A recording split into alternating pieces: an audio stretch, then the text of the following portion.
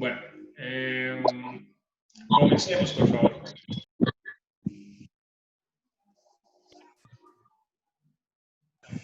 Buenas tardes, ¿me escuchan? Sí, señor, perfectamente. Permítame un momento.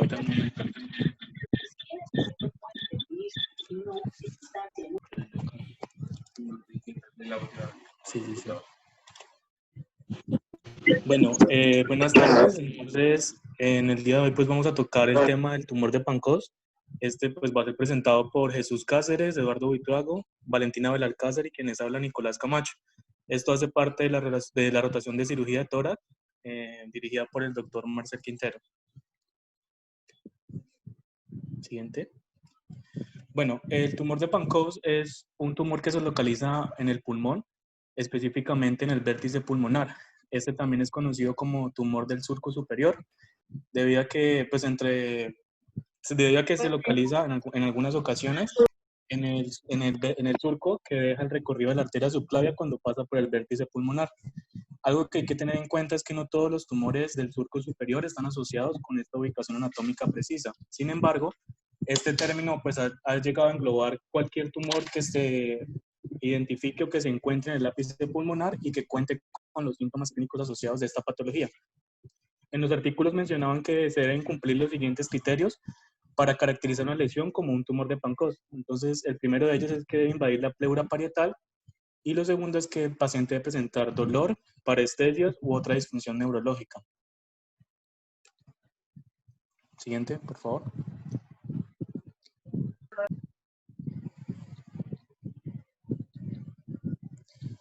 Algo que hay que tener en cuenta es que estos tumores pueden invadir las zonas aledañas al pulmón, entre ellas están los músculos, las costillas superiores, cuerpos vertebrales torácicos, vasos subclavios, la porción inferior del plexo braquial y el extremo superior de la cadena autonómica torácica. Dependiendo de la zona a la cual el tumor se va a extender, se pueden producir dos síndromes importantes. El primero pues, es el síndrome de Pancoast, que es cuando hay una invasión del plexo braquial, y el segundo es el síndrome de Horner, que es cuando hay una destrucción del ganglio estrellado. Estos pues se van a mencionar más adelante. Siguiente.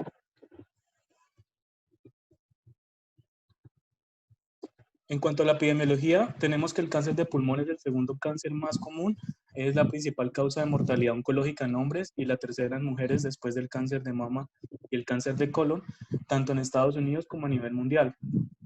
Hubo más de 200.000 casos de cáncer de pulmón en el 2017, con una tasa de supervivencia a 5 años del 18%.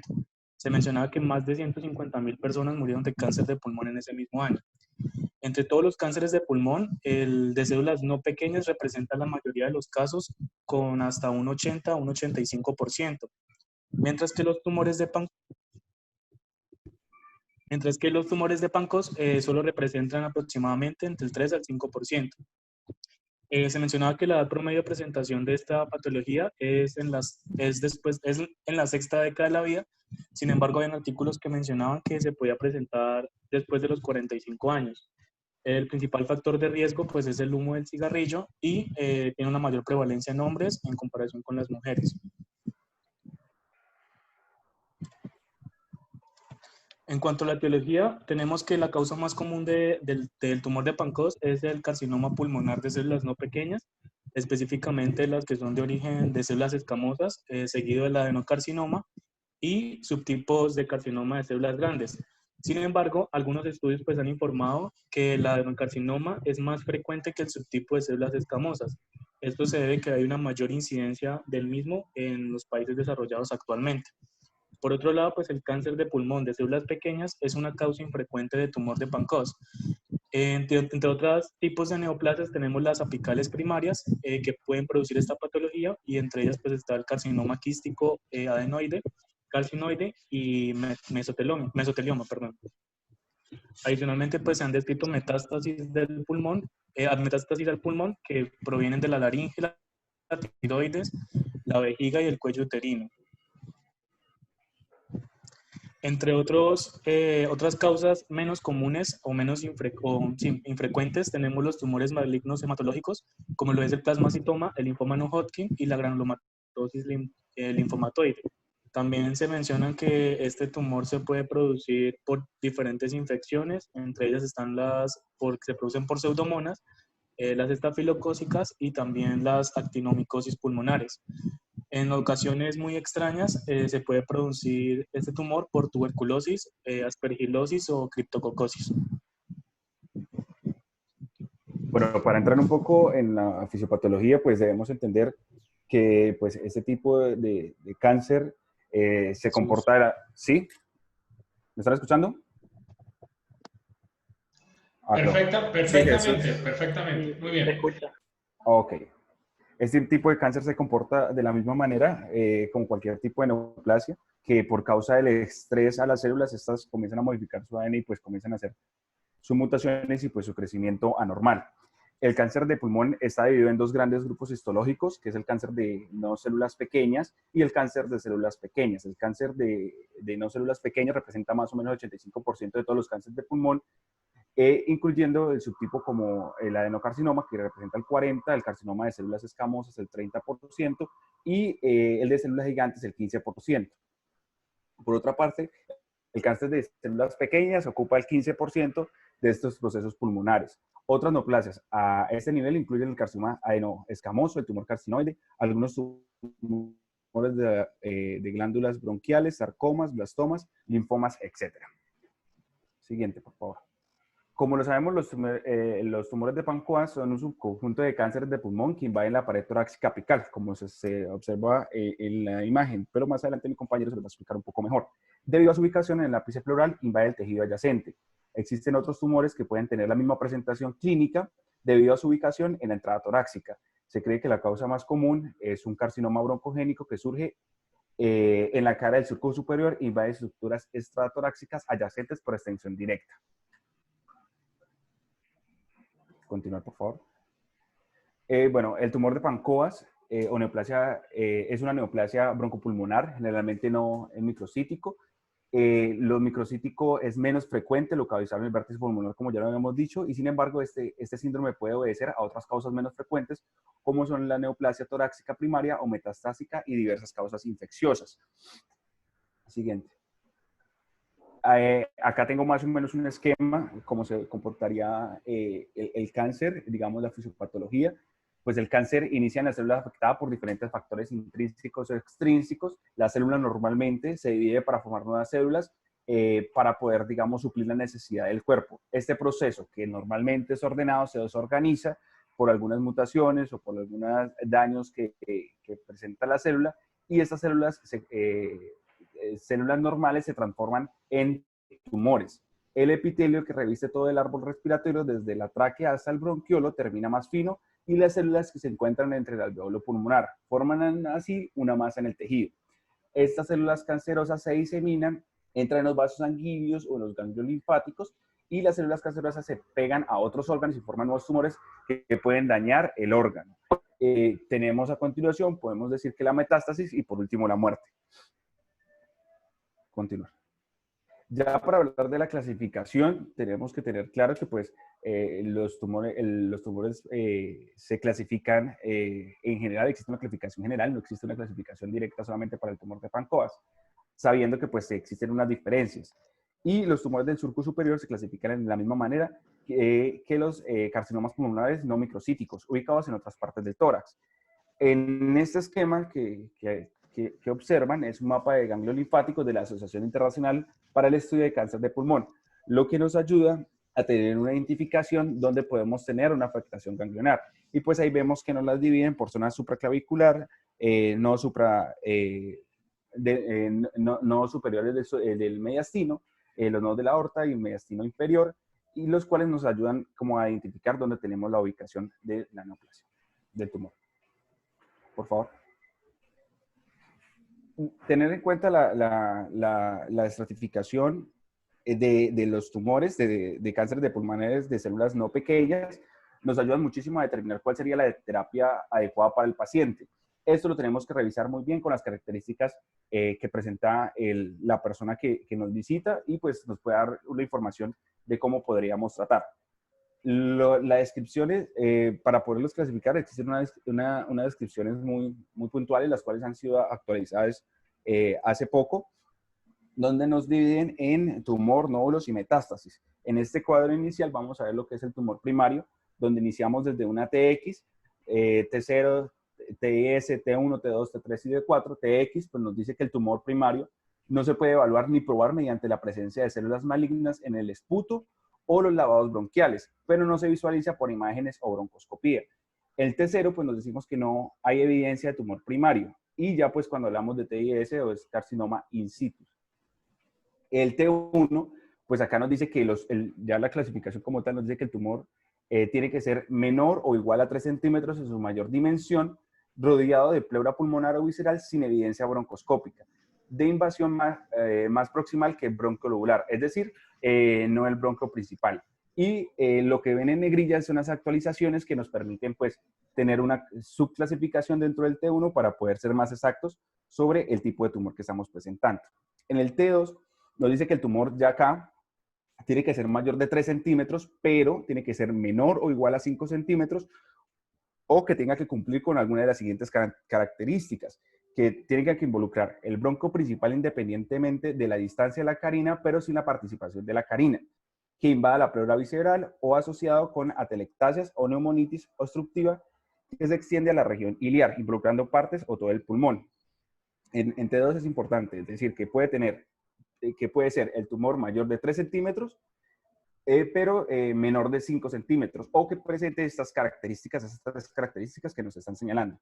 Y pues las T2A y T2B, pues lo mismo que decía anteriormente, nos ayuda a poder tener una diferenciación un poco más precisa para poder tener una clasificación exacta. Ya en T3 estamos diciendo que el tumor es mayor de 5 centímetros, pero menor o igual a 7 centímetros en su mayor dimensión, y T4 es un tumor mayor de 7 centímetros en su mayor dimensión. Continuar, por favor. Ya entramos a los nódulos, que es la afectación ganglionar regional, que hay que tener muy en cuenta la primera imagen que mostré. Entonces, acá en esta nos hace una clasificación de NX a N3. NX es cuando los ganglios linfáticos regionales no se pueden evaluar.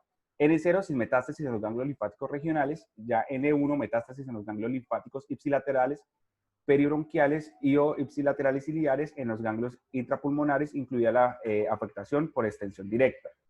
En este caso sería N2, metástasis en ganglios linfáticos mediastínicos y o subcarinales y ipsilaterales. Y N3, metástasis en el mediastino contralateral, iliar contralateral, escalena ipsilateral o contralateral o ganglios linfáticos supraclavicular. Y ya cuando estamos hablando de metástasis, aquí solamente nos lo dividen en dos, que es M0 o M1. M0 es que cuando no se presenta metástasis a distancia, y M1 ya cuando tenemos la metástasis a distancia presente. Y las subdivisiones, las cuales pues nos ayudan a poder reafirmar un poco la ubicación de la distancia de la metástasis. La agrupación esencial, escénicas, nos hablan más o menos o nos ayudan a clasificar en qué etapa está el cáncer. Por eso es importante las tablas anteriores para saber cuáles son las características para poder decir en qué etapa se encuentra. Aquí podemos ver en la etapa, en la primera etapa que tenemos en la etapa 1A1, en la etapa 1A2 y pues hasta la etapa 4B, la cual tiene algunas características que pues presenta cualquier T, cualquier N y un M1C. Continuar.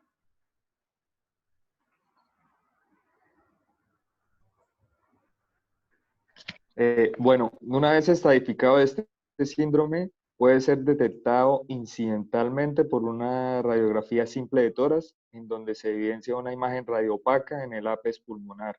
El síntoma inicial más común en casi el 44 a 96% de todos los casos es el dolor en el hombro del lado afectado, producto del crecimiento, expansión e invasión por contigüidad del tejido hacia la pleura parietal, pudiendo invadir hasta la cara posterior de la primera y segunda costilla. Este dolor varía, depende del tamaño, del tiempo de evolución, puede comprimir estructuras nerviosas, vasculares importantes, y esto ocasiona pues el dolor que se puede irradiar a cabeza, cuello o también a la cara medial de la escápula, axila, tórax, anterior, brazo, antebrazo, ipsilateral y en la región que inerva el nervio cubital hasta la mano. El tamaño depende del tiempo que el tumor es diagnosticado, que por lo generalmente el paciente consulta es cuando el dolor cuando el tumor ya está en estadios muy avanzados y la imposibilidad del movimiento del brazo persiste y tiene que apoyarse con el otro brazo para que alivie el dolor. Siguiente, por favor. El enrojecimiento y el incremento de la sudoración de la cara contralateral al lado afectado en respuesta a una emoción fuerte o a una actividad física de leve a moderada se conoce como síndrome de Arlequín, por lo que la vía simpática aún no se encuentra comprometida. Este síndrome también puede ocurrir incluso mucho antes de que se desarrolle el síndrome de Horner, que es causado por la compresión o afectación del ganglio estrellado, como mencionó antes mi compañero. Eh, Importantes fibras simpáticas de la cabeza, cuello y extremidades superiores pasan a través del ganglio cervicotorácico o estrellado y este ganglio pues es conformado o se conforma por la fusión del ganglio cervical inferior y el ganglio simpático torácico a nivel de T1 en la mayoría de los casos, más o menos en el 80%, encontrándose frente del cuello y de la primera costilla extendiéndose hasta la unión de la séptima vértebra cervical y de la primera vértebra torácica, o sea, C7, a nivel de C7, T1 más o menos. Además de este síndrome de Arlecchini, de Horner, el dolor de hombro, pues ya mencionamos que por localización se irradia a diferentes partes, como brazo, antebrazo, escápula, hasta puede asociarse también a pérdida de peso, hipertrofia ganglionar, ganglios supraclaviculares, axilares, del mediastino. También puede asociarse a neuropatía naríngea por la afectación de las raíces nerviosas del nervio frénico. También puede afectar el nervio laríngeo recurrente en más o menos de un 20, de un nervio laríngeo recurrente y la compresión de la vena cava superior más o menos de un 5 o un 10%. Siguiente, por favor.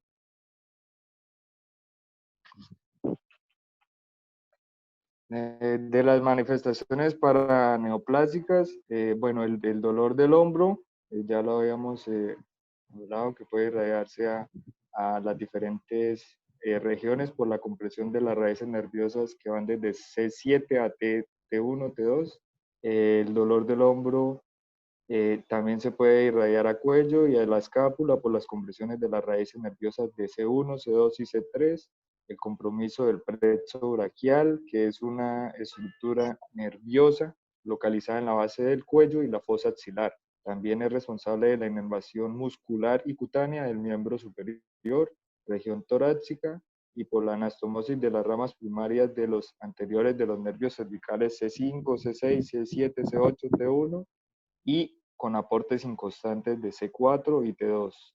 El nervio laríngeo recurrente que en su trayecto se fusiona con el nervio vago, este puede recibir a este nivel puede provocar una parálisis por compresión. Y la parálisis de este nervio también puede deberse principalmente a compresiones físicas por hipertrofia de la aurícula izquierda. También puede encontrarse por parálisis de la arteria pulmonar dilatada o por un aneurisma aórtico o una combinación de estos eventos.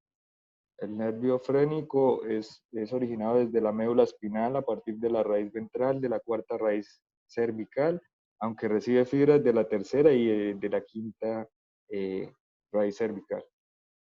Y posee tres componentes, bueno, una parte motora, sensitiva y simpática. Siguiente.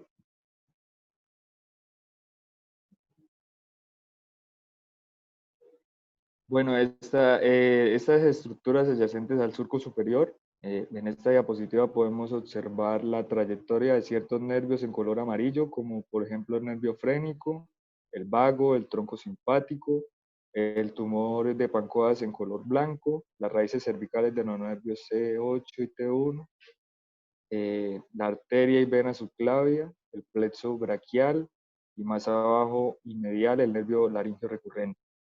Y en la otra imagen podemos visualizar el nervio musculocutáneo, el nervio mediano, radial y ulnar. Que está conformado por la anastomosis de las raíces nerviosas de C4 a T2.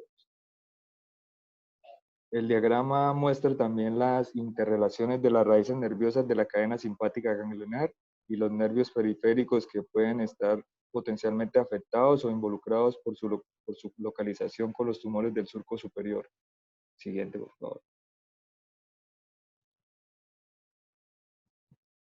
En la inervación cutánea dermatómica, en esta imagen podemos ver las zonas de inervación cutánea de las diferentes dermatomas. Las áreas sombreadas indican los dermatomas correspondientes al plexo braquial, que pueden estar involucrados en este tipo de tumores. Entonces tenemos una vista posterior y una anterior en donde T2 y T1 y C8 corresponden a la parte medial del borde interno del brazo, antebrazo y mano. Y hacia distal, el borde externo corresponden a las raíces nerviosas de C3, C4, C5 y C6. La afectación de este plexo braquial puede ocasionar dolor en alguna de todas estas zonas, al igual que puede aparecer parestesia, sensación de hormigueo en las manos. Siguiente. Aquí pues ya vemos una imagen del síndrome de Arlequín, por la cual se caracteriza por enrojecimiento y sudoración unilateral, afectando cara y a veces brazo, pecho, en condiciones de estrés térmico o en actividad física o alguna emoción fuerte. Y el síndrome de Horner pues se caracteriza por una tríada: miosis pupilar, ptosis palpebral incompleta y anhidrosis facial. Siguiente. El diagnóstico y la patología, pues lo primero que debemos hacer es sospecharlo. ¿Cómo lo sospechamos? Primero realizamos una buena historia clínica, un buen examen físico completo, documentamos los signos y los síntomas que evidenciemos, recordar el dolor del hombro que se puede irradiar a alguna de esas extremidades que ya mencionamos, estar pendiente de los signos y síntomas, de los signos de Horner o de Arlequín. También nos apoyamos con las imágenes, establecemos el tamaño, el tiempo, la evolución del tumor para poder clasificarlo y tratarlo. Debemos enviar también una muestra de patología bueno, ya mi compañera más adelante les va a indicar las vías de abordaje de los procedimientos. Y pues también tenemos que enviar la muestra de patología para realizarle los diferentes factores marcadores tumorales, como por lo menos el factor de crecimiento epidérmico, el reordenamiento de la linfoma quinasa anaplásica ALK, reordenamiento del oncogen ROS, expresión del receptor de la muerte celular de 1, entre otros. También podemos encontrar la hipertrofia de los ganglios que se encuentran comprometidos y o afectados por contigüidad o porque ya en estadios muy avanzados de pronto ya han hecho metástasis a ganglios linfáticos o a escalenos o supraclaviculares o mediastínicos. Esto lo podemos ver en un ATAC. En el ATAC podemos observar una masa apical más o menos de mayor a 5 milímetros que se puede extender hasta la columna vertebral o hasta la primera o segunda costilla.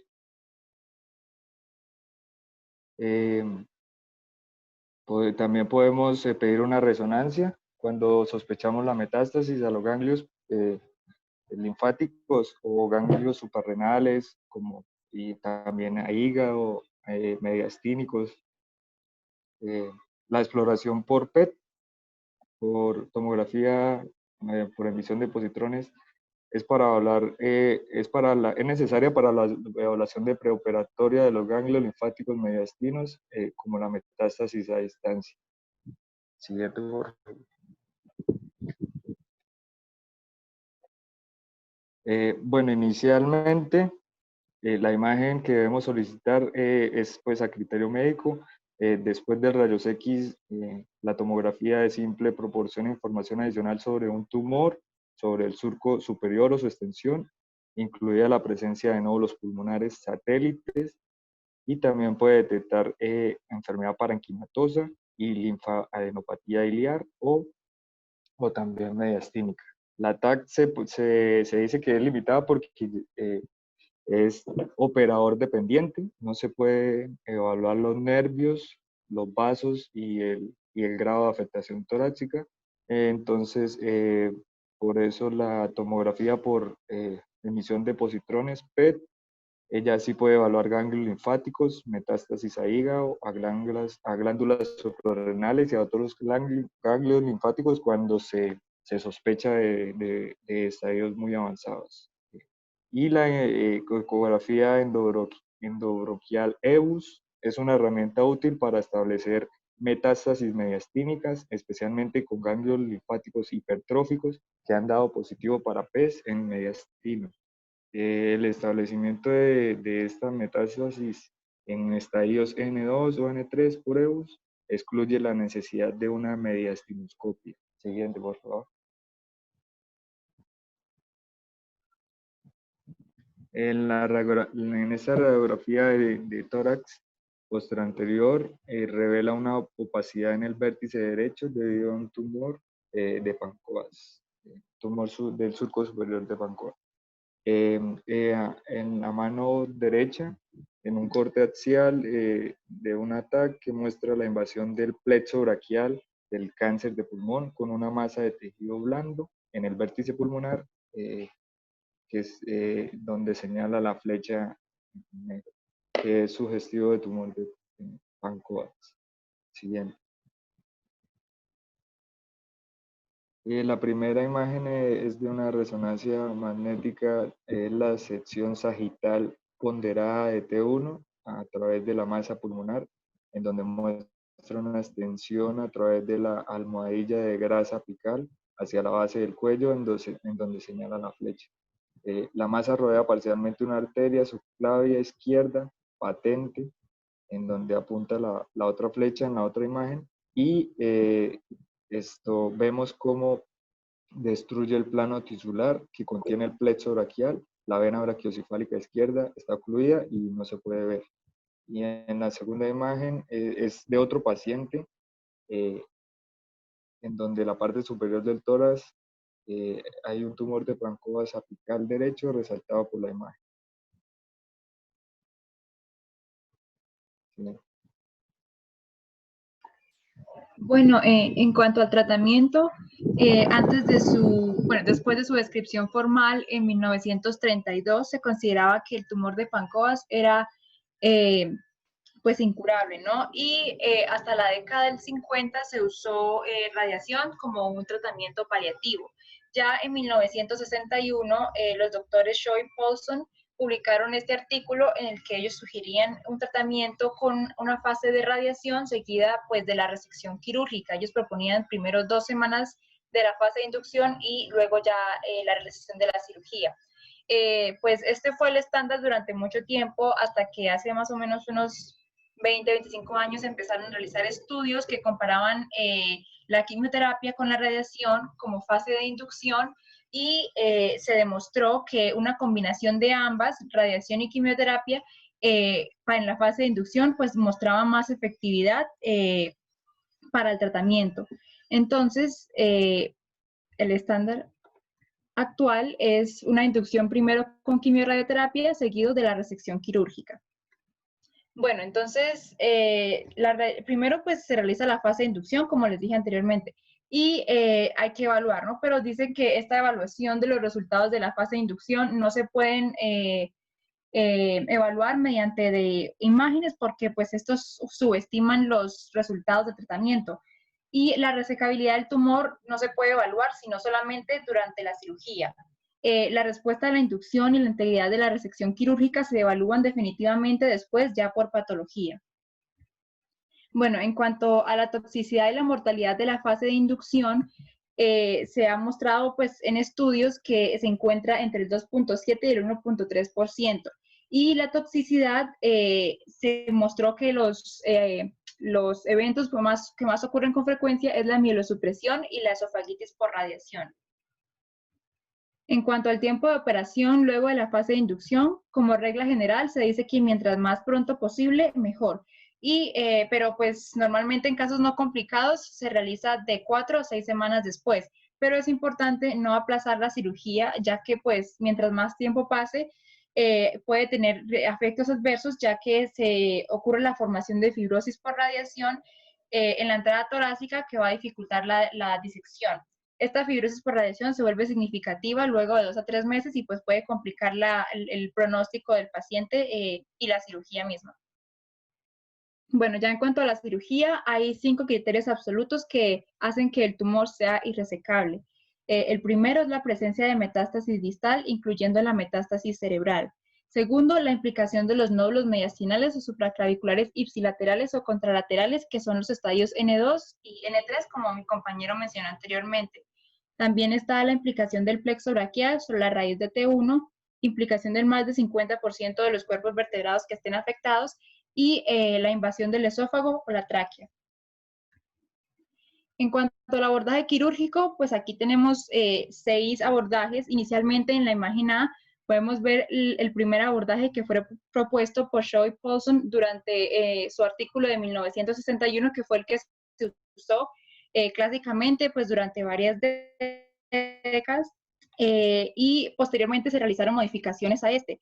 Está en la figura B el abordaje de Tatsamura. En la figura C podemos ver el abordaje transclavicular. En la imagen D el abordaje transmanubrial. Y en la imagen E el abordaje de Emi-Klansel. Finalmente podemos ver en la imagen F el abordaje de Masaoka. Y pues también últimamente se ha estado usando el VATS, que tiene como objetivo minimizar el trauma de la cirugía en la resección del tumor a través de un abordaje transmanubrial y así pues evitar la necesidad de tener que hacer otro procedimiento o una segunda incisión para lograr una lobectomía o una resección de los nódulos mediastinales. Aunque se dice que dependiendo pues de la localización y distribución del tumor se pueden usar una combinación de diferentes abordajes para la resección quirúrgica. En cuanto a la mortalidad, pues del procedimiento se dice que se encuentra entre el 0 y el 6.9%, y esto es debido a las complicaciones respiratorias que son secundarias al deterioro del movimiento de la pared torácica, pues debido pues a las extensas disecciones que afectan la musculatura de esta región, ¿no?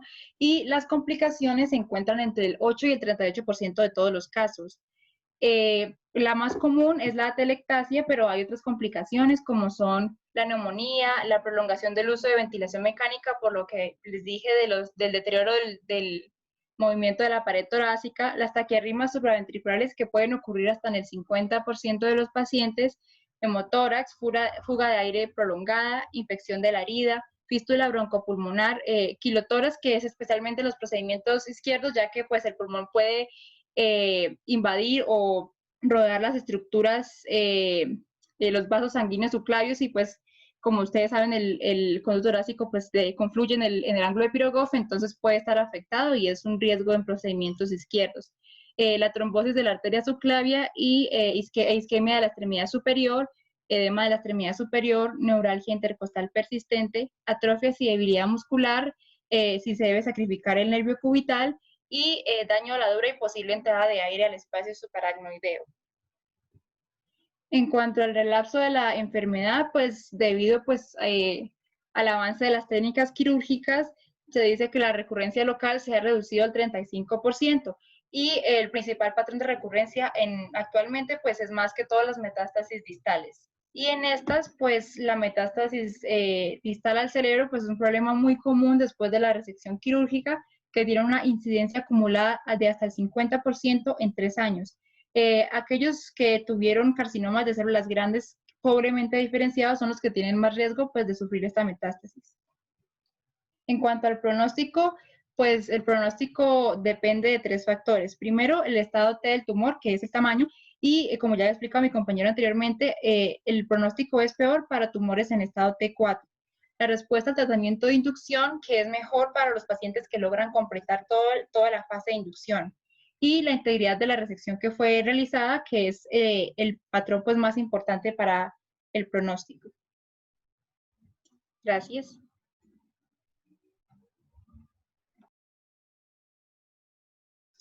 Bueno, no sé si ustedes se basaron en la búsqueda de la página de Intorax Cúcuta de YouTube. ¿Tienen el video que les inspiró para la presentación? ¿El caso? No sé si puedan de pronto reproducirlo.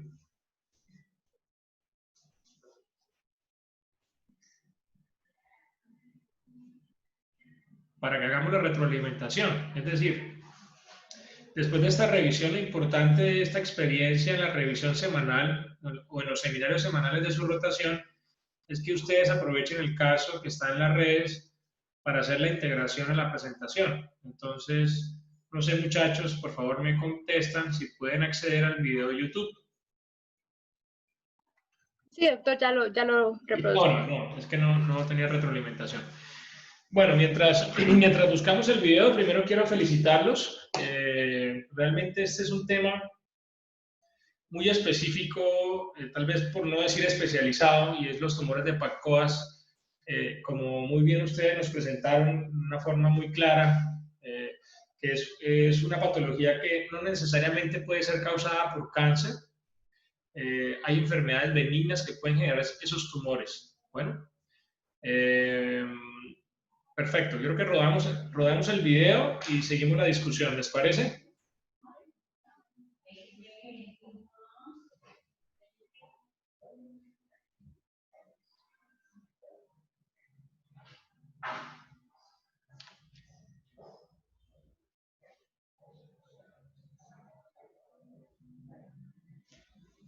Entonces ahí pues estamos viendo claramente en las imágenes un tumor localizado en el sulcus o en el opérculo torácico superior izquierdo que claramente infiltraba todas las estructuras, y al hacer el abordaje toracoscópico diagnóstico pues quedaba la duda si el tumor era un tumor originario del pulmón o era un tumor originario realmente del mediastino.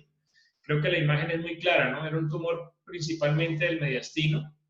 No comprometía el pulmón, o sea, aquí no era un PANCOAS de origen pulmonar, sino era de origen de alguna otra etiología, y como pueden ver, estamos haciendo una resección diagnóstica y de estadificación, no solamente del tumor, sino de los ganglios que están en el mediastino. En ese caso, ahí estamos resecando un ganglio en la ventana aortopulmonar, y pues esa es como la consideración. No sé si lo podemos volver a poner, muchachos, por favor.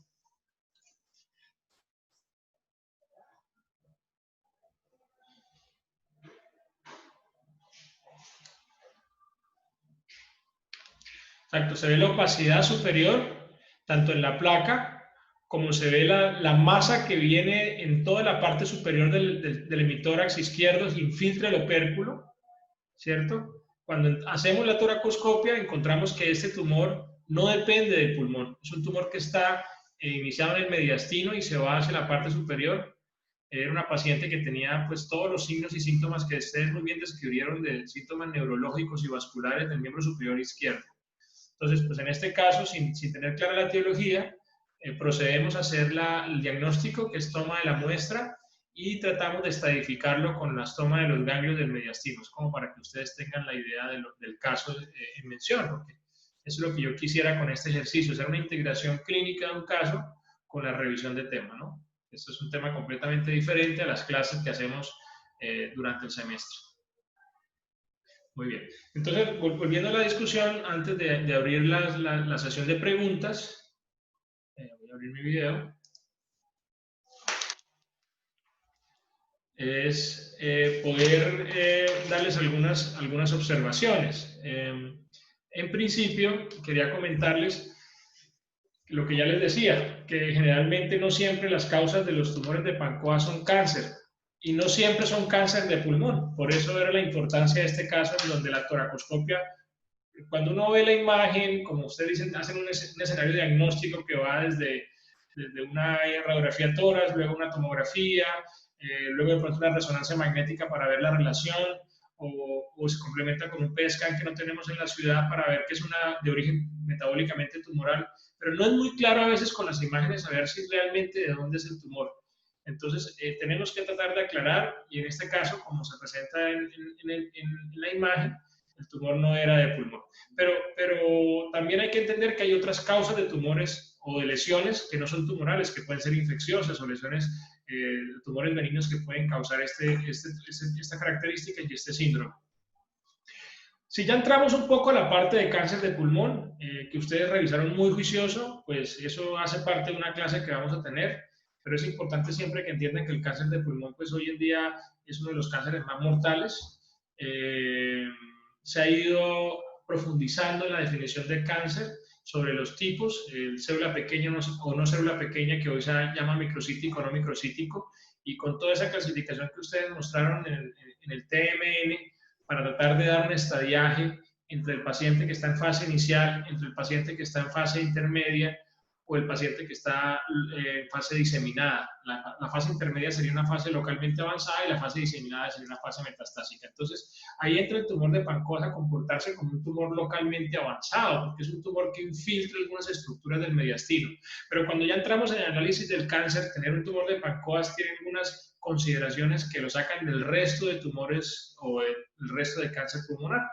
Y es tratar de ver hasta qué punto esa lesión puede ser candidata a cirugía. ¿Cómo así? Es decir, si uno tiene un cáncer de pulmón en etapa inicial, pues no cabe duda que la cirugía es la indicación o es la primera terapia a considerarse. Cuando uno tiene un tumor localmente avanzado, ese es el paciente que en principio la cirugía puede tener indicación, pero siempre y cuando se pueda hacer una buena estadificación. Tener un Pancoas nos permite tener un localmente avanzado, que con las consideraciones claras y descartando todos esos aspectos de ustedes de no considerarlo quirúrgico, pues hay que, de los pocos pacientes en un momento determinado que pueden beneficiarse de una terapia. El momento que se decide que se pueda tratar quirúrgicamente, como muy bien ustedes contaron, pues es importante tener un grupo interdisciplinario que va desde el radioterapeuta, el oncólogo, ¿cierto? Y muchas veces estas resecciones, como ustedes lo vieron por la localización la relación con el sistema vascular o cardiovascular, con la relación con el cuerpo vertebral o con la relación de algunas estructuras nerviosas, tenemos que tener también la participación de cirujanos cardiovasculares y neurocirujanos dentro del tratamiento. La cirugía mínimamente invasiva o la cirugía por videotoracoscopia, pues como ya vieron en el caso, tiene una gran importancia en la estadificación y diagnóstico, ya cuando se requieren resecciones mayores que implican resecciones, reconstrucciones vasculares con abordajes que implican resecciones de cuerpo vertebral y demás, seguramente queda muy limitada la cirugía por videotoracoscopia. Y en resumen, la idea es que este tema, que me parece súper importante que lo hayan escogido, es tener la información, es entender que existen tumores en esa localización que a veces, como ustedes muy bien dicen, se detectan incidentalmente, pero al ocurrir y al estar, pues su obligación como médicos en formación es hacer el diagnóstico, sospechar que dentro de esos diagnósticos puede haber un cáncer y dentro de esos cánceres puede haber un cáncer de pulmón que va a requerir un diagnóstico, una estadificación y un tratamiento. Muy bien, lo felicito. No sé si alguien tenga alguna pregunta, alguna observación. No, sí, una pregunta. Más o menos, ¿cuál es la frecuencia en que estos pacientes sean femeninos o masculinos? Esa me pregunta muy fina. En este momento, pues no podría hablarte. Estamos haciendo una base de datos de nuestros pacientes en Cúcuta como para hablarte con más propiedad de la región. Realmente el tumor de Pancoas es muy poco frecuente en lo que tenemos aquí en la región. Este tumor, como te diste cuenta que fue interpretado como un tumor de Pancoas, resultó ser un sarcoma de origen neurogénico del opérculo torácico, que es rarísimo. Y eso pues realmente nos da una epidemiología de muy baja estadística. Yo lo desconozco. ¿Quién hizo la pregunta? Roger, mi persona. Roger, muchachos que hicieron la revisión, en la revisión de ustedes, ese artículo, ¿qué incidencia hablaban de sexo con respecto a los tumores de Pancoas? Porque pues es un artículo que vi yo recientemente. No, doctor, realmente pues no había mucha mención acerca de eso, pues por lo que es un tumor muy extraño. Claro, sobre todo aquí en Colombia, pues no hay prácticamente nada en cuanto a epidemiología sobre esa parte. Pero me comprometo, Roger, a hacer la revisión y aquí voy a anotar y voy a tratar de en la próxima revisión del tema mostrarles pues en la revisión que yo haga qué cifras tendríamos con respecto al sexo, la diferenciación de sexo. Con respecto, si consideramos que los tumores de Pancoas pueden ser de origen pulmonar, entonces en la relación en este momento también varía, porque es que los registros de cáncer van variando casi que semestral o anualmente. Anteriormente los cánceres de pulmón eran mucho más frecuentes en hombres que en mujeres, en una relación 4:2 o 3:1, pero esto ha ido aumentando y casi que en los últimos 5 años se puede decir que la relación está casi 1:1 o 1:1,5. Entonces, a nivel del sexo, también la incidencia de cáncer pulmonar en mujeres ha aumentado muchísimo y también ha aumentado mucho en pacientes muy jóvenes y en paciente no fumador. Bueno, ¿te parece bien, Roger, la respuesta? Sí, sí, señor. Bueno, de todo modo le debo la estadística precisa. Se prometo que el próximo seminario, que va a ser la semana entrante, espero, antes de la introducción, le doy el dato. Bueno, ¿alguien más tiene alguna pregunta?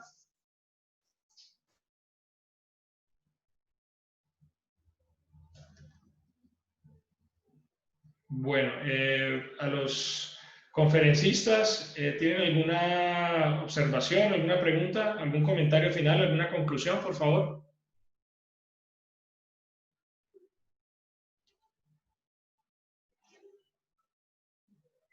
Nicolás, Jesús David, Ángelo, Valentina, porque la idea no solamente es hacer una revisión, sino que nos den una conclusión final de la revisión y el caso que vieron.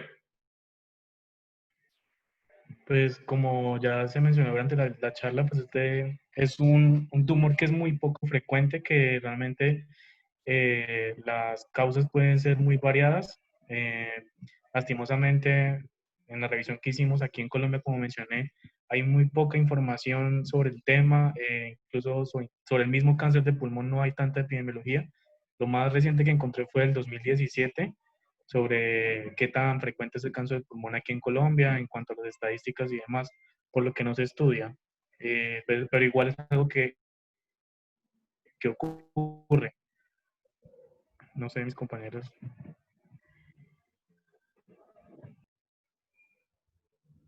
Sí, yo creo que son temas donde debemos salirnos un poquito de la teoría y pensar un poco más en nosotros, en la región y en el mensaje que nos dejan estos temas, donde pues el tumor de Pancoas es una de las manifestaciones de muchos cánceres o muchas lesiones. Es una condición muy difícil. Cuando es sintomática, la calidad de vida del paciente es terrible y las opciones de tratamiento, a pesar de que se plantearon, pues son realmente muy, muy complejas. Yo creo que esa es como también mi conclusión. Si no hay más, ahora les voy a compartir a todos a través del monitor y de los conferencistas una publicación que hicimos en el hospital en el 2014 sobre la incidencia de cáncer. Pues es algo que ustedes también deben conocer y pues esa es una información que no es para mí, sino es para todos ustedes. Bueno, entonces muchas gracias. Espero vernos la próxima semana con el grupo que ya está decidiendo el tema, que creo que todavía no han decidido cuál tema. Entonces les estaremos informando y están todos invitados. Y estoy esperando por parte de los monitores que me confirmen las fechas de las siguientes clases. No sé si tengan algún... Doctor, pero aún no nos han enviado el cronograma, quedaron que mañana. No sé, Amaris, yo sé que si no lo han dicho, pero simplemente quiero que sepan mi disposición y mi conexión a la propuesta de que este semestre pues lo aprovechemos al máximo y más en estos medios. Bueno, en todo caso, les agradezco muchísimo. No sé si haya algún compañero del grupo que ya comenzó a rotar el día de hoy conmigo y que tenía pendiente de decidir el tema. No sé si hay alguien allí. Y si no, pues estoy pendiente que definamos el tema y como les digo, la idea sería el próximo viernes hacer la revisión. Bueno, en todo caso, les deseo a todos un feliz fin de semana. Por favor, cuídense mucho. Saben que estamos en un momento muy complejo de la pandemia a nivel de la región y de la ciudad. Tenemos una ocupación cama UCI casi que al 100%. No es chisme, estoy trabajando en varios lugares. Realmente estamos con pacientes en todas las UCIs y ya pacientes en espera. Entonces la situación no es fácil, no por alarmarlos, pero ustedes también son replicadores de la información y necesito que ustedes también sean parte de la campaña para que nos cuidemos, para que nos quedemos en casa, nos lavemos las manos, tratemos de usar el tapabocas, el distanciamiento social, no reuniones. De esta seguramente vamos a salir muy pronto, pero todos trabajamos en equipo y vamos a estar bien. Bueno, feliz tarde a todos. Hasta luego. Hasta luego, doctor. Gracias. Luego, Hasta luego, doctor. Hasta luego. Gracias, gracias. Luego, gracias.